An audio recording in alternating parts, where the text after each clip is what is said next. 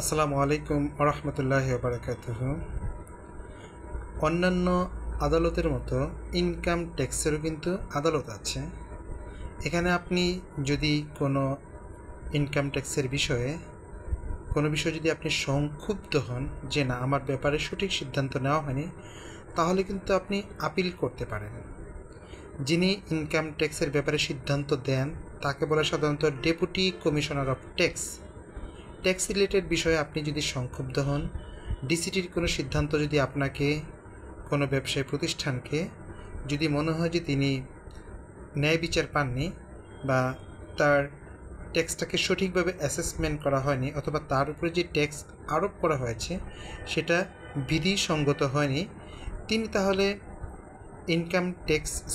ট্যাক্সের যে আপিলের ডিভিশন আছে সেখানে কিন্তু তিনি সেটার ব্যাপারে ফাইল করতে পারেন, আপিল করতে পারেন। আপিলটা হচ্ছে যে বাংলাদেশে ইনকাম ট্যাক্সের যে আপিলেট অথরিটি আছে এরকম সাধারণত 7টি বেঞ্চ আছে। বেঞ্চগুলো সাধারণত এরকম হয় যে 3 জন সদস্যের, ম্যাক্সিমাম ক্ষেত্রে 3 জন সদস্যের বেঞ্চগুলো নিয়ে এই আপিলেট ডিভিশনটি গঠিত হয়।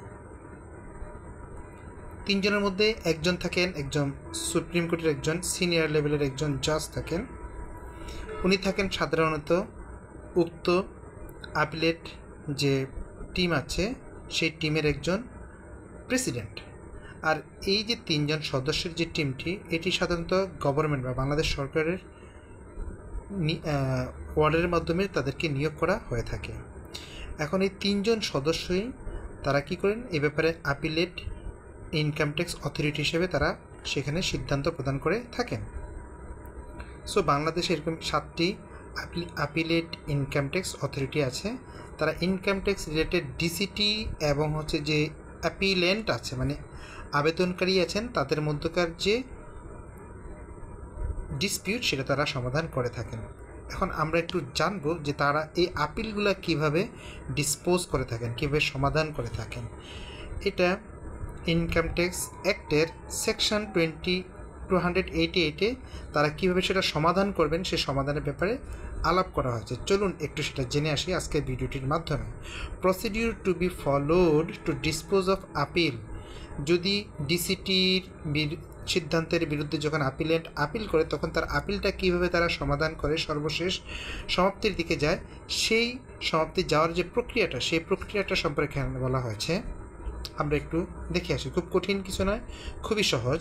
Number 1, the appellate income tax authority shall fix a day and place for the hearing of the appeal and give notice to the appellant and the deputy commissioner of taxes against whose order the appeal has been preferred. Deputy commissioner of ট্যাক্সের যার অর্ডারের বিপরীতে এই আপিলটা করা হয়েছে তাকে, এবং যে মানে ডিসিটি তো অনেকগুলো থাকে, হ্যাঁ, যার আদেশের বিরুদ্ধে এই আপিলেন্ট বা ট্যাক্সের আবেদনকারী আবেদন করেছে তিনি এবং ডিসিটিকে আপিলেন্ট ইনকাম ট্যাক্স অথরিটি একটা দিন ফিক্স করে তাদের উভয়কে শুনানির জন্য ডাকবে প্রথমে, হ্যাঁ, একটা দিন ফিক্সড করে শুনানির জন্য ডাকবে। এটা হচ্ছে 1 নাম্বার, তিনি একটা ডেট ফিক্স করবেন এবং তাদের উভয়কে শুনানির জন্য ডাকবেন। তাহলে ডাকার পরে 2 নাম্বার কী কাজটা হবে, the appellant and the DCT shall have the right to be heard at the hearing of the appeal in person or by representative. তার মানে হচ্ছে যে আপিলেন্ট এবং ডিসিটি তারা উভয়ে, যে আবেদনকারী যার ট্যাক্স নিয়ে সমস্যা হয়েছিল এবং যে ডিসিটি ডেপুটি কমিশনার অফ ট্যাক্স যার সিদ্ধান্তের বিরুদ্ধে আপিল করা হয়েছে, এই 2 জন তারা সশরীরে ইন পার্সন তারা সশরীরে অথবা তাদের রিপ্রেজেন্টেটিভের মাধ্যমে তারা হিয়ারিংয়ে অংশগ্রহণ করতে পারবেন। এটা হচ্ছে 2 নাম্বার অপশনে বলা হয়েছে। এবার 3 নাম্বারে যাই। তারা প্রথম হচ্ছে একটা ডেট ফিক্স করা, দ্বিতীয় হচ্ছে তারা কীভাবে সেখানে হিয়ারিংয়ে রিপ্রেজেন্ট করবেন সেটার কথা বলা হয়েছে।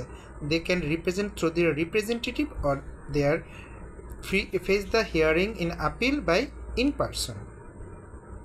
তারা নিজেরা ফিজিক্যালি প্রেজেন্ট হতে পারেন অথবা তাদের রিপ্রেজেন্টেটিভকে সেখানে পাঠাতে পারেন। আমরা 1 নাম্বার 2 নাম্বার শেষ করলাম, 3 নাম্বারে চলে আসলাম। The appellate income tax authority may, if he considers it necessary to do so, adjourn the hearing of the appeal from time to time. Adjourn অর্থ হচ্ছে যে মুলতবি করা। হ্যাঁ, মানে আপিলেট ইনকাম ট্যাক্স অথরিটি তাদের তো বিভিন্ন ধরনের কাজ থাকতে পারে। হ্যাঁ, সরকারি ঊর্ধ্বতন কর্মকর্তা যেহেতু তারা, হ্যাঁ, আমরা যেটা বলতেছিলাম যে এখানে সাথে তো একজন কি থাকেন, যে 3 জন সদস্য নিয়ে, ম্যাক্সিমাম ক্ষেত্রে 3 জন সদস্য নিয়ে এই আপিলেট ইনকাম ট্যাক্স অথরিটি গঠিত হয়। তারা দেখবেন যে এখানে সাধারণত সুপ্রিম কোর্টের একজন সিনিয়র লেভেলের জজ থাকে, যিনি হচ্ছেন যে সেটার প্রেসিডেন্ট থাকেন সেই অথরিটির। 3 জন সদস্যের একজন যিনি সুপ্রিম থাকেন, আর বাকি যে 2 জন থাকেন সেই 2 জনের একজন থাকেন হচ্ছে খুব উঁচু লেভেলের একজন হচ্ছে যে অ্যাকাউন্টেন্ট, যিনি হচ্ছে যে সিএফ এ করা বা সিএ করা, এই টাইপের অনেক সিনিয়র লেভেলের। তারা সাধারণত অনেক সময় ইনকাম ট্যাক্স অফিস থেকেই তারা আসেন, হ্যাঁ, অথবা অন্য কোনো ফার্ম থেকে তারা আসতে পারেন। আরেকজন থাকে হচ্ছে যে আপনার আরেকজন নর্মাল জজ থাকতে পারে, যিনি হচ্ছে হাইকোর্ট লেভেলের জজ থাকতে পারে। সো এই 3 জন সদস্যের মধ্যে, সো তারা যেহেতু উঁচু লেভেলের একজন কর্মকর্তা, তারা বিভিন্ন কাজে ব্যস্ত থাকতে পারে। সো যদি তারা বিভিন্ন কাজে ব্যস্ত থাকে তাহলে টাইম টু টাইম তারা তাদের যে হিয়ারিংটা, সেই হিয়ারিংটা তারা মুলতবি ঘোষণা করতে পারেন এবং সেটাকে টাইম টু টাইম সময় বাড়িয়ে দিতে পারেন বা সময়কে এদিক সেদিক করতে পারেন। So the appellate income tax authority may, if he consider, যদি মনে করেন it is necessary to do so, যদি তারা এরকম মনে করেন যেটা করা দরকার, they can adjourn the hearing of the appeal from time to time. তার টাইম টু টাইম সে অ্যাপিলটাকে অ্যাডজন মুলতবি করতে পারেন। আমরা 3 নাম্বারটা গেলাম। সো প্রথমটা হচ্ছে যে ডেট ফিক্স করা, দ্বিতীয় হচ্ছে যে রিপ্রেজেন্টেশন করা কীভাবে, তৃতীয়টা হচ্ছে যে মুলতবি করা, সময় মুলতবি করা। চতুর্থ নাম্বার যেটা, the appellate income tax authority may before or at hearing of an appeal চলাকালে অথবা আপিলের পূর্বেই অ্যাপিলেট ইনকাম ট্যাক্স অথরিটি কী করতে পারে, allow the appellant to go into any ground of appeal. সে তার আপিল যে কারণে সে করেছে সেই আপিলের গ্রাউন্ডে সে যেতে পারে not earlier specified in the ground, যে গ্রাউন্ডটা আগে ভাগে ফিক্সড করা হয়নি, of the appeal already filed, যে ফাইল সে আপিলের যে ফাইলটা সে করেছে সেখানে যদি সে কোনো স্পেসিফিক গ্রাউন্ড সে ফিক্স করতে পারেনি, এরকম বিষয়ে সে কী করতে পারে, যেতে পারে। If he satisfied that omission of that ground from appeal was not willful or unreasonable। আমি বিষয়টা একটু ইজি করে বলি।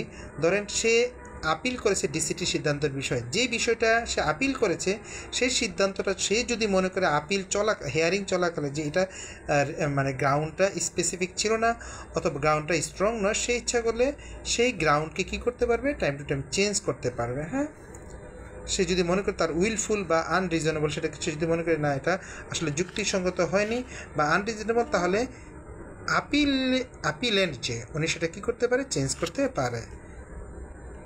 বিষয়টা যদি ক্লিয়ার না হয় আরেকবার বলি, আমি অলরেডি 2 বার বলেছি, আরেকবার বলি। সেটা হচ্ছে যে যদি আপিলেন্ট মনে করে ডিসিটির বিরুদ্ধে যে আপিল করেছে আপিলেট ট্রাইব্যুনালে, আপিলেট ইনকাম ট্যাক্স অথরিটির কাছে, সে যদি মনে করে যে আমি যে গ্রাউন্ডে আপিলটা ফর্ম করেছি সেই গ্রাউন্ডটা আসলে এখন আর রিলেভেন্ট না, আসলে অন্য কোনো গ্রাউন্ড থাকতে পারে, তাহলে সে সেই গ্রাউন্ডটা এখানে কী করতে পারে, সে চেঞ্জ করতে পারে। পরেরটাতে আমরা চলে যাই। এটা হচ্ছে ফর্ম, যেটা হচ্ছে যে এখানে যে বিষয়টা বলেছে 5 নাম্বার, যেটা হতে পারে the appellate income tax authority may before disposing an appeal, একটি আপিল শেষ করার পূর্বে make such inquiry as he thinks fit or call for such particulars as he may require respecting the matters arising in appeals or cause further inquiry to be made by the DCT। এখন appeal চলতেছে, 2 পক্ষই কী করতেছে, শুনানি চলছে, 2 পক্ষই যুক্তিতর্ক উপস্থাপন করছে। এই সময়ে যদি অ্যাপিলেট অথরিটি, ইনকাম ট্যাক্সের অ্যাপিলেন্ট অথরিটি যদি মনে করে কোনো বিষয়ে, সে যদি মনে করে ইফ হি থিংস ফিট, সে যদি যুক্তিসঙ্গত মনে করে, কল ফর সাচ পার্টিকুলার্স, এমন কিছু পার্টিকুলারকে সে নিয়ে আসতে পারে, যুক্তি বা প্রমাণকে নিয়ে আসতে, as he may require respect in the matters, সে যদি মনে করে যে এটা আসলে এই বিষয়ের সাথে সংশ্লিষ্ট, তাহলে সে এই আপিলের সাথে সে সেই বিষয়গুলোকে নিয়ে আসতে পারে এবং সে আরও ফার্দার ইনকোয়ারিতে পাঠাতে পারে to be made by the DCT. এই ইনকোয়ারিটা কার মাধ্যমে যাবে, ওই যে deputy commissioner of tax, appellant যার বিরুদ্ধে ট্যাক্স অ্যাপিল করেছিল, যার সিদ্ধান্তের বিরুদ্ধে, তাকে দিয়ে ফার্দার ইনকোয়ারি করাতে পারে। বিষয়টা একটু ছোট করে বলি যে যখন শুনানি চলছিল তখন শুনানির মাধ্যমে অনেক কিছু উঠে আসে। সো সেই উঠে আসা বিষয়বস্তু থেকে যখন আপিলেট অথরিটি মনে করবে, আপিলেট ইনকাম ট্যাক্স যদি মনে করবে যে আরও কিছু ফার্দার ইনকোয়ারি হওয়া দরকার যেটা এই বিষয়ের সাথে সংশ্লিষ্ট, তাহলে সে ওই ডিসিটির মাধ্যমে সেটা ফার্দার ইনকোয়ারি যেতে পারে অথবা কোনো ডকুমেন্টস সে চাইতে পারে। এটা গেল 5 নম্বর। 6 নম্বর যেটা, while hearing the appellate income tax authority shall not admit any documentary material or evidence which is not produced before the DCT unless he is satisfied that the appellant was prevented by sufficient cause from the producing such material or evidence before the Deputy Commissioner of Taxes।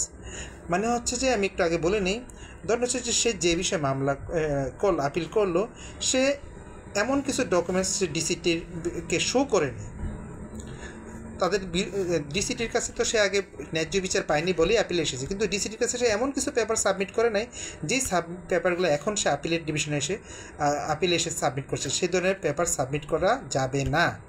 সে ডিসিটির কাছে submit করেনি কিন্তু এখন সে পেপারগুলো submit করছে, এই পেপারগুলো submit করা যাবে না। হ্যাঁ, আপিলে এসে সেই পেপারগুলো সে সাবমিট করতে পারবে যদি সে বুঝাতে পারে যে সাফিসিয়েন্ট কজ যে from producing such materials evidence before the deputy commissioner. সে যদি বলে যে তাকে প্রিভেন্ট করা হয়েছিল, যে সে ডিসিটির কাছে সেই পেপারগুলো সাবমিট করতে চেয়েছিল কিন্তু সেগুলো তাকে সাবমিট করতে দেওয়া হয় নাই, যদি সে এরকম লজিক্যাল কোনো গ্রাউন্ড দেখাতে পারে, সাফিসিয়েন্ট কজ দেখাতে পারে, তাহলে সে সেই পেপারসগুলো আপিলেট ইনকাম ট্যাক্স অথরিটির কাছে সাবমিট করতে পারবে। আবার বলি, যেহেতু বিষয়টা ডিসিটির সাথে আপিলেন্টের সাথে কন্ট্রাডিক্টরি হচ্ছে বিধায় তারা আপিলে এসেছে, সো এখানে যে অ্যাপ্লিকেন্ট আছে, আপিলেন্ট আছে, সে এমন কিছু পেপারস আপিলেট ইনকাম ট্যাক্স অথরিটির কাছে শো করতে পারবে না যেটা সে ডিসিটিকে দেখায়নি। হ্যাঁ, সে দেখাতে পারবে যদি সে পর্যাপ্ত গ্রাউন্ড দেখাতে পারে যে সে সেটা দেখাতে চেয়েছিল কিন্তু তাকে সেখান থেকে বাধা দেওয়া হয়েছে, হি ওয়াজ prevented by sufficient cause from producing the materials or evidence before the DCT, Deputy Income Tax Commissioner of Tax। ডিসিটির কাছে সে সাবমিট করতে চেয়েছিল কিন্তু তাকে সাবমিশন করা দেওয়া হয়নি। এটা যদি সে যথার্থ পর্যাপ্ত কারণ দেখাতে পারে তাহলে সে সেটা আপিলেট ইনকাম ট্যাক্স অথরিটির সামনে সে শো করতে পারবে। সো এইভাবে তাদের মধ্যে তখন এই শুনানির পরে তখন কী করবে, আপিলেট ইনকাম ট্যাক্স অথরিটি সে তার রায় প্রদান করবে। সো আমরা যদি একটু রিক্যাপ করি, পুরোটা বিষয়টা শর্টকাটে একটু বলার চেষ্টা করি কীভাবে তারা ডিসপোজাল করে। আমি আবার বলি, বাংলাদেশে আপিলেট ইনকাম ট্যাক্স অথরিটি আছে হচ্ছে 7টি এবং সেখানে সাধারণত 3 জন সদস্যের সমন্বয়ে গঠিত হয়। একজন থাকে সুপ্রিম কোর্টের সিনিয়র জাজ, তার আন্ডারে একজন থাকে ভালো অ্যাকাউন্টেন্ট, আরেকজন থাকে হাইকোর্ট লেভেলের একজন সিনিয়র জাজ, 3 জনের সদস্যই গঠিত হয়।